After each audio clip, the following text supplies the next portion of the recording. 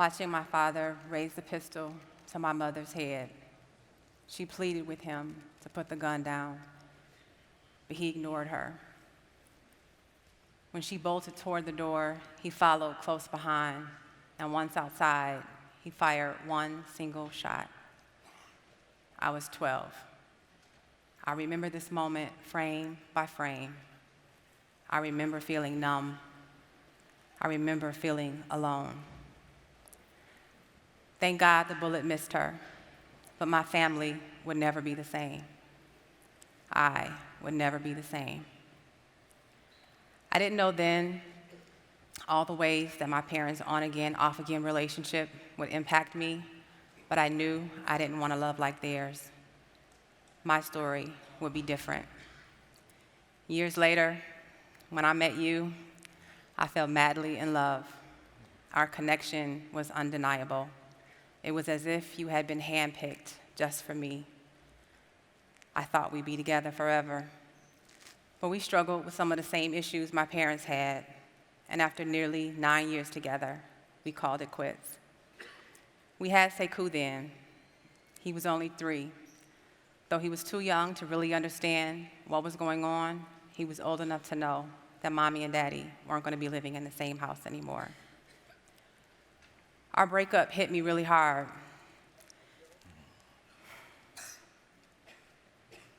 But I decided I wouldn't let my broken heart get in the way of what was best for Sekou. We struggled initially trying to navigate this new space as co-parents. I asked myself, how do we raise this beautiful boy full of wonder and promise and so much power in spite of our failures as a couple? The answer for me was simple. I could either choose fear of being alone, fear of the unknown, or choose love, and I chose love. That means seeing the good in you as a father. It means seeing the good in you as a father and not your missteps as a partner. It means putting Sekou first every time, even if it means I don't get my way. I know my parents went back and forth trying to work things out for my brother and I's sake. Though I appreciate their effort, I wish they hadn't. I saw too much. I heard too much. I knew I didn't want that to be Sekou's story. I wanted Sekou to know what it was like to see 2 parents who got along, 2 parents who worked together as a team. I wanted him to know what love looks like in its truest form. Love is patient. Love is kind. Love does not anger easily, keeps no wrongs. Love always protects, always trusts, always hopes, always perseveres. It's 1983. I was 11 years old. I remember being in the basement with my father in our home on the east side of Detroit. I watched him stuff albums into the blue and orange milk crates as tears streamed from his eyes. Just before that, my mother and I, him and my mother, had just sat me and my siblings down and told us that they were calling it quits. 30 years later, I found myself with tears in my eyes as I put back my belongings in our home. Ebony and I met while I was serving a 19-year prison sentence. For 4 years, we used letters, phone calls, and visits to build what we imagined to be an unshakable bond. We fought the system together, and we thought that we would be able to right the wrongs of our parents. She was a poet, I was a writer. She was gorgeous with a PhD. I was handsome with a GED. But we built something magical. We built something that we thought would endure. But unfortunately, Our relationship became unhinged when I was released from prison. Post-traumatic stress syndrome, trauma from prior to going to prison, baggage from her relationship, my inexperience in the relationship, undid the magic of what we built behind the walls. Centered in all of that was our beautiful boy. I remember when we first brought Sekou home. It was so exciting, it was amazing. We worked together, we collaborated, we supported each other. You took the night shift, I took the morning shift, and it was going amazing. And then it all changed. It changed the morning that you came in really excited. You was like, hey, I'm going back to work. Aren't you excited? And I was like, yes, I am ecstatic right now. I could not be more delighted. But inside, I was really afraid. But I couldn't tell you that. So instead, I said, hey, go off and have a wonderful day. And you left, and I was left with Sekou. What I understand now about that moment is that we were fostering the trust that's necessary for parents to coexist, and that you were trusting me with our most precious gift, and that you were building the foundation and the blocks for what's important for this portal we call parenthood. Knowing how our parents' breakups impacted us, we were really sensitive about how our breakup would impact Sekou. We struggled, but we found our way. And let Sekou tell it, we're the best parents in the world. I love that he sees us that way. We made a choice in the beginning to co-parent as allies and not adversaries, to break the toxic pattern that we see play out over and over again when parents lose focus on what's most important, the children. They allow their relationship pain to get in the way. But at the end of the day, we're on the same team, and that's Sekou's team. Absolutely. I have to admit, we have an unconventional relationship. A lot of people don't understand. We're not perfect as parents or people, but we honor each other's role in Sekou's life. We allow him to do things that our parents would never allow us to do. We don't allow our fears to put limits on him.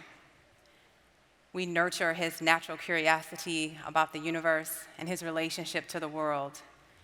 Remember that time when we were coming in from a long day of work and Sekou found a puddle outside, a puddle of mud, mind you, had a brand new fresh outfit on, Levi's from head to toe, and he found this puddle of mud and he reached for it and he wanted to touch the muddy earth, and we allowed him to do that. We resisted the urge to say no, and in fact went and got him a shovel and allowed him to feel the earth's properties and explore as much as he wanted to, and he played and was as happy as a pig in mud. We realized that the outfit could be washed, that a bath would clean up all the dirt, but the thrill of being in the moment, of being able to touch and be amazed at this thing that he had never discovered before was more valuable than the clothes or the dirt that could be washed away. We continue to rethink what is right and wrong when it comes to parenting. Sekou challenges us every day. We allow him to climb on couches and draw on his clothes and his shoes, let him run around the store. Well, I do anyway. And I get the death stares from other mamas who look at me and who think that children should be quiet and well-behaved in public. I also get those questions that are really judgments, but I don't pay them any mind. Because at the end of the day, our job is to guide Sekou on this journey of life, not to control him. We're here to help him figure out his place in the world, to uncover his greatest gifts, to discover why he was born. We are raising a free black boy in a world that despises black joy, and we refuse to put limits on him that the world already has. Our parenting can be seen as an allegory for this two-sided coin of possibilities. On one side, the reality of raising a black boy in a society that says that black boys, black bodies, and black lives are only seen as profitable or disposable. And then there's the other side, the possibility of two parents who are no longer together, coexisting, supporting each other, loving each other, showing affection publicly in a way that honors the relationship with our son. And even more importantly is the power to support each other in those vulnerable moments.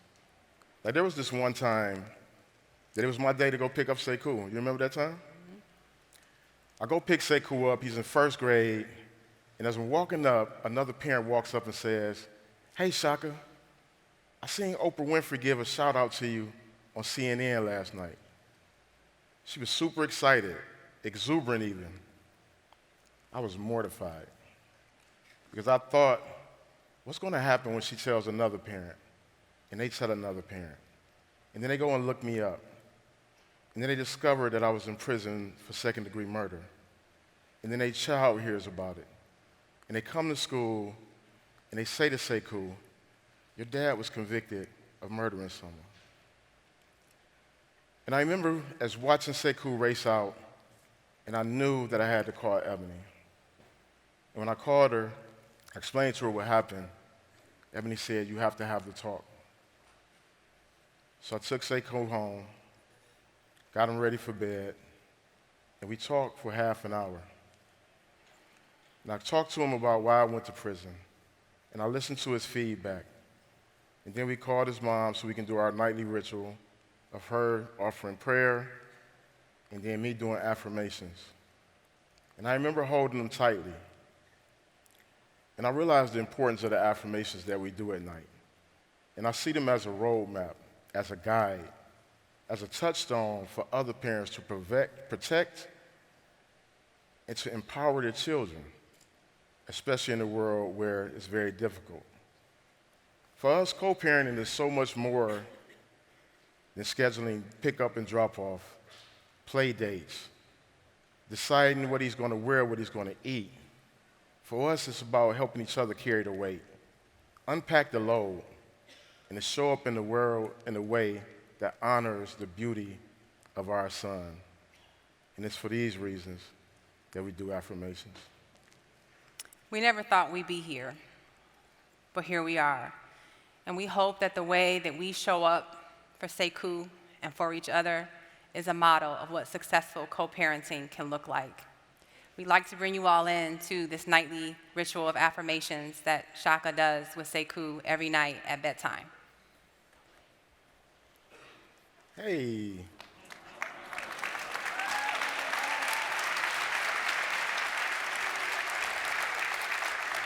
I am great. I am great. I am awesome. I am awesome. I am amazing. I'm amazing. I am thoughtful. I'm thoughtful. I am kind. I'm kind. I am loving. I'm loving. I am caring. I'm caring. I am funny. I'm funny. I am smart. I'm smart. I'm a big boy. I'm a big boy. I'm a soldier. I'm a soldier. I'm a warrior. I'm a warrior. I am Sekou. I'm Sekou.